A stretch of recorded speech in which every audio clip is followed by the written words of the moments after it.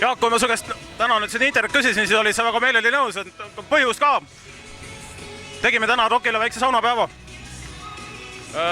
No, eks ta lõppseisuga selliseks kujunes jah, et ega ma arvan, et reaalselt asja vaadata, siis mingi moment ikkagi ma arvan, et Rokk sai aru, et seda rongi sellel päeval täna ei peata, aga jah, nii või naa, tähtis on ikkagi see, et on võit, et see on kõige tähtsam.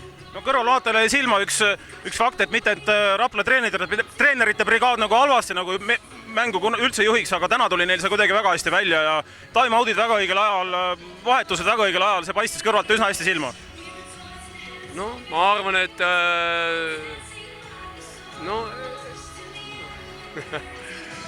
muidugi olid, kõik olid täna tublid, alates treeneritest ja lõpetades mängijatega, et ega see treener võib teha mida iganes, et lõpuks ikkagi pallikorvi saavad visata ainult mängijad väljakul ja vastast peatada saavad ainult mängijad.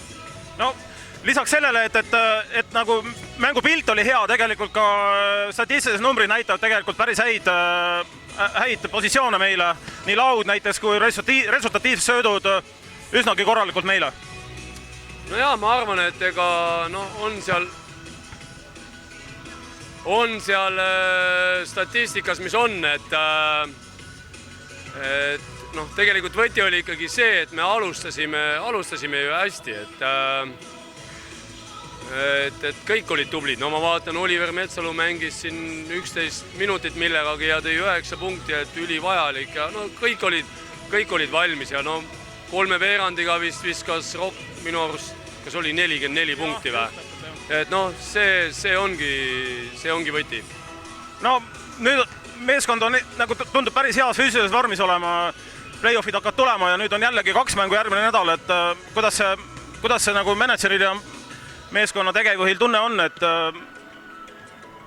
kas kestame nagu täiesti vabalt play-offini välja sellise füüsilises konditsioonis?